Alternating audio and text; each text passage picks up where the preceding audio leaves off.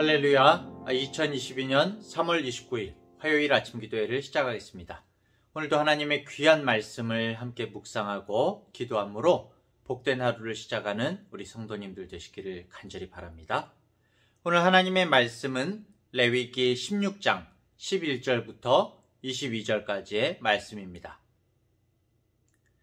아론은 자기를 위한 속죄제에 수송아지를 들이되 자기와 집안을 위하여 속죄하고 자기를 위한 그 속죄제 수송아지를 잡고 향로를 가져다가 여호와 앞 제단 위에서 피운 불을 그것에 채우고 또 곱게 간 향기로운 향을 두 손에 채워가지고 휘장 안에 들어가서 여호와 앞에서 분향하여 향연으로 증거계 위 속죄소를 가리게 할지니 그리하면 그가 죽지 아니할 것이며 그는 또 수송아지의 피를 가져다가 손가락으로 속죄소 동쪽에 뿌리고 또 손가락으로 그 피를 속죄소 앞에 7번 뿌릴 것이며 또 백성을 위한 속죄제 염소를 잡아 그 피를 가지고 휘장 안에 들어가서 그 수송아지 피로 행함같이 그 피로 행하여 속죄소 위와 속죄소 앞에 뿌릴지니 곧 이스라엘 자손의 부정과 그들이 범한 모든 죄로 말미암아 지성소를 위하여 속죄하고 또 그들의 부정한 중에 있는 회막을 위하여 그같이 할 것이요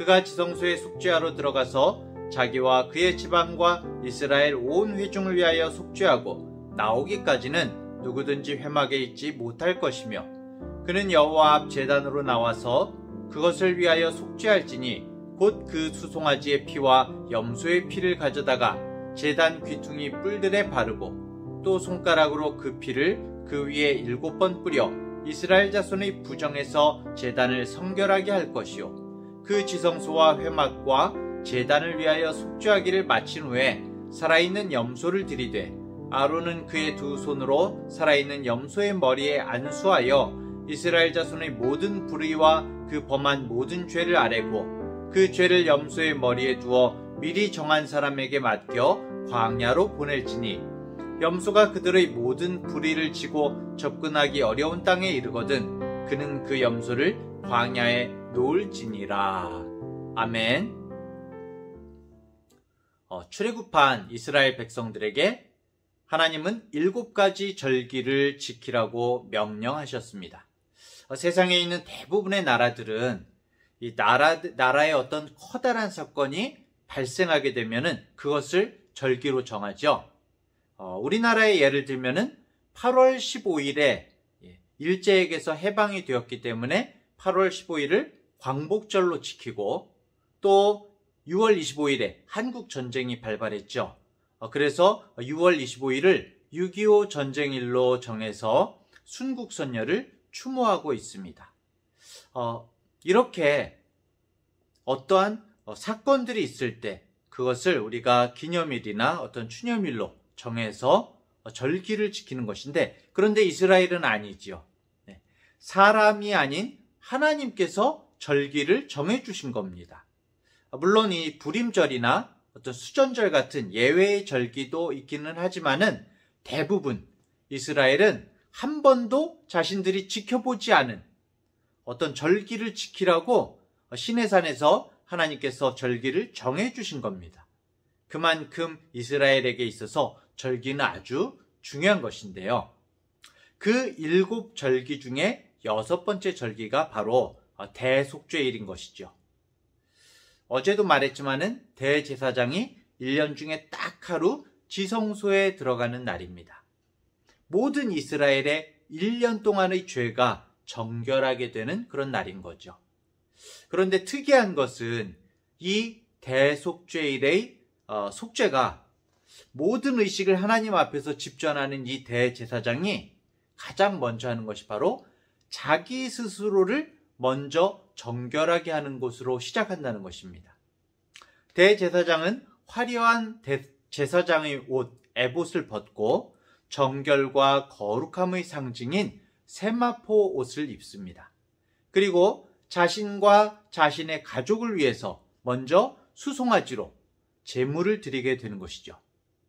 그리고 지성소 휘장 안에서 연기가 가득하도록 향을 피우고 수송아지의 피를 규례에 따라서 뿌리고 또 번제단 뿔에도 바르게 됩니다.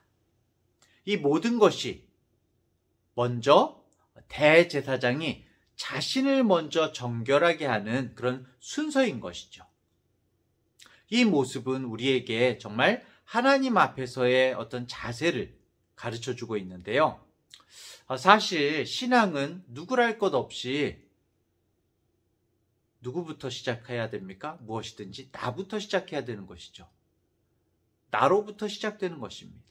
내가 어떤 위치에 있건 간에 나라는 존재는 정말 똑같이 주님 앞에서 정결의 세마포를 입어야 하는 것이죠. 내가 대제사장이라고 해서 특별하고 예외의 사항이 아니라는 것입니다. 그 누구든지 나라는 존재가 정말 주님 앞에서 보잘것없는 존재임을 고백하면서 스스로 먼저 낮아져야 하는 것입니다. 나라는 존재가 낮아질 때에 비로소 나의 죄를 주님 앞에 내려놓을 수가 있는 것이죠. 내가 정결하게 살지 않으면서 내가 제대로 행하지 못하면서 누구를 탓할 수가 있겠습니까? 우리나라가 경제적으로는 윤택해지면서도 오히려 도덕적으로 윤리적으로 타락해가는 이유는 물질 만능주의라는 어떤 조류도 있지만 모든 잘못을 사실은 나에게서 찾기보다 이웃을 핑계하고 이웃만을 탓하는 내로남불의 모습, 자기중심주의의 모습이 우리에게 가득하기 때문인 것입니다. 아무리 사회가 악하다고 할지라도 정말 스스로 나 자신을 돌아보고 주님께서 나를 항상 보고 계심을 인지한다면 그 정결의 영향력은 우리 이웃에게 커다란 영향을 미칠 수가 있는 것입니다. 우리 그리스도인들이 다른 누구가 아니라 우리 그리스도인들이 나 스스로가 먼저 남을 탓하기보다 먼저 우리 자신을 돌아보고 정결하게 하는 선한 영향력을 끼칠 수 있기를 간절히 소원합니다. 자, 이렇게 자신을 먼저 정결하게 하는 예물을 드렸다면 이제 대제사장은 백성들을 위한 제물을 올리게 됩니다. 백성들을 위한 제물은 양이나 염소 2마리를 준비하게 되는데요. 한 마리는 대제사장이 자신을 위해서 제물을 드렸던 것처럼 제물의 피를 흘려서 양이나 염소의 피를 한 마리의 피를 흘려서 지성소와 제단의 뿔에 바르고 또 사방에 뿌리게 됩니다. 앞에 드려진 수송아지도 마찬가지지만 드려진 제물의 피를 통해서 속량, 곧 죄의 대가를 피로 갚는 것이죠. 원래는 그 피가 나의 피여야 하고 내가 정말 죄의 대가로 죽어져서 피 흘려야 하는 것인데 하나님께서 짐승의 피를 이스라엘의 피로 인정해 주시겠다고 약속해 주신 겁니다. 참 이상하지요? 이 모든 희생제사는 장차 있을 뭔가를 계속해서 가리키고 있는 것이죠. 자, 그리고 나머지 양이나 염소 한 마리가 남아있죠. 이 짐승이 바로 아사셀로 드려지는 제물이 되는 것입니다. 아사셀이라는 말의 유래, 정확한 뜻이 확실하지는 않습니다. 굉장히 여러 가지 해석들이 있는데요.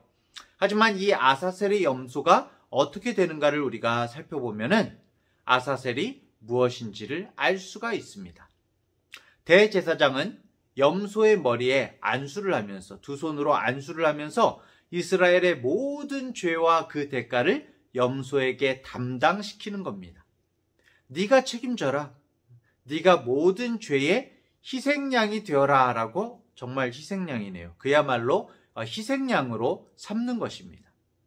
그리고 그 염소를, 양을 아무것도 없는 삭막한 광야로 보내버리게 되는 것입니다. 결국 그 양이나 염소는 어떻게 될까요? 광야에서 굶어 죽거나 아니면 굶주린 포식자에게 잡아먹히게 될 것입니다. 결국 죽게 되는 것이죠. 어찌 보면 참 이 염소가 억울한 일을 당하는 것 같지 않습니까? 만약에 염소가 말을 한다면 내가 뭘 잘못했는데 이렇게 따질 것 같기도 합니다. 하지만 아사셀 양은 염소는 조용히 온 이스라엘 백성들의 죄를 짊어지고 죽음으로써 이스라엘 백성들의 죄를 사하게 되는 것이죠. 하나님께서 그렇게 정해주셨고 그렇게 약속해 주셨습니다. 이 아사셀 양 또한 뭔가를 가리키고 있죠. 장차 있을 어떤 사건, 어떤 누군가를 가리키고 있습니다. 누구일까요?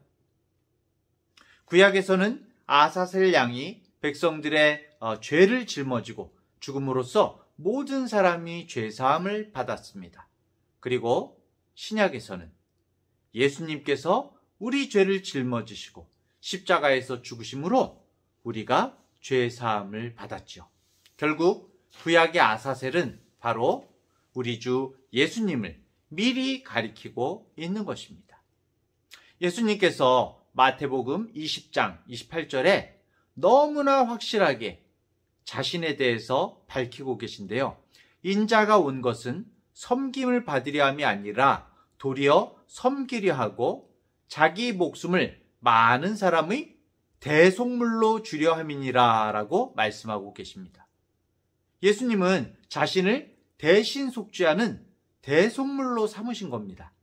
아사셀처럼 희생양으로 삼으셨습니다. 온 우주를 지으신 하나님이 모든 죄를 뒤집어 쓰셨습니다. 그것도 스스로 자신을 제물로 드리셨습니다. 보좌에 계신 하나님이 스스로 흙탕물로 뛰어드신 겁니다. 그리고 그 흙탕물에서 꼼짝 못하던 사람들을 모두 다 밀어 올리셨습니다. 사실 모든 구약 성경은 장차 오실 예수님을 설명하는 말씀들이죠. 그리고 그 말씀들 중에서도 오늘 본문의 이 아사셀 염소는 예수님을 정확하게 지목하고 있습니다. 가리키고 있습니다. 이보다 더 중요한 말씀은 사실 없죠. 이것이 성경이고, 이것이 복음이고, 이것이 기독교이고, 이것이 은혜인 것입니다. 초기 기독교 신앙 공동체는 아사셀을 향해서 나아가는 그 염소에 빗대어서 예수님을 세상 죄를 지고 가는 하나님의 어린 양이라고 고백했죠. 사랑하는 대학교의 성도 여러분, 주님께서는 그 핏값으로 우리를 사셨습니다. 예수님의 보혈의 은혜로 우리의 죄과는 완전히 제거되었기 때문에 우리는 정결하게 되었습니다. 그런데 여기서 끝이 아니라 주님께서는 우리와 영원히 함께 계시겠다고 약속해 주셨습니다. 사실 우리를 죄에서 구하시고 회복시키신 이유가 바로 그것입니다. 주님께서는 우리와 함께 하시고 우리의 예배를 받기 원하시고 우리와 영원히 사랑하고 교제하기를 원하신 것입니다.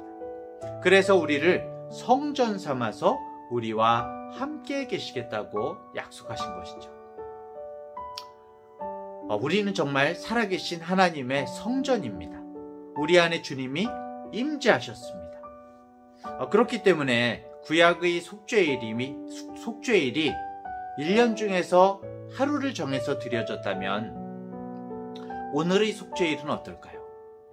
우리에게 속죄일은 바로 우리의 모든 365일 일상이어야 하는 것입니다. 왜 그렇습니까? 우리는 성령님이 거하시는 성소이고 주님께서 매일 어느 순간이든지 우리와 함께 하시기 때문입니다.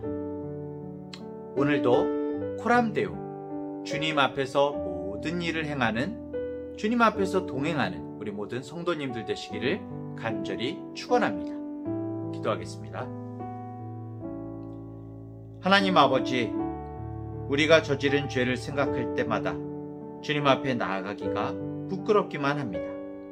주님을 믿는다고 하면서도 결단했음에도 같은 죄악을 계속 저지르고 있는 못난 우리들의 모습을 보게 됩니다. 주님의 보혈에 의지하며 감히 다시 주님 앞에 나아가오니 우리의 죄악을 용서하여 주시옵소서. 주님, 사람들 앞에서 화려한 제사장의 옷을 입기보다 주님 앞에서 검소한 세마포를 입고 주님의 자녀로 살아갈 수 있도록 도와주시옵소서. 남을 탓하기보다는 내가 먼저 정결한 삶을 살아갈 수 있도록 능력 주시옵고, 나만을 위한 삶을 살기보다는 우리에게 허락하신 가족과 이웃을 위해서 늘 기도하며 사랑하는 삶을 살 수 있도록 붙들어 주시옵소서. 허락해 주신 오늘 하루, 늘 나와 함께 하시는 주님의 사랑과 평안 속에서 정결한 삶을 살아가는 은혜를 베풀어 주시옵소서. 감사드리며 예수님의 이름으로 기도합니다. 아멘.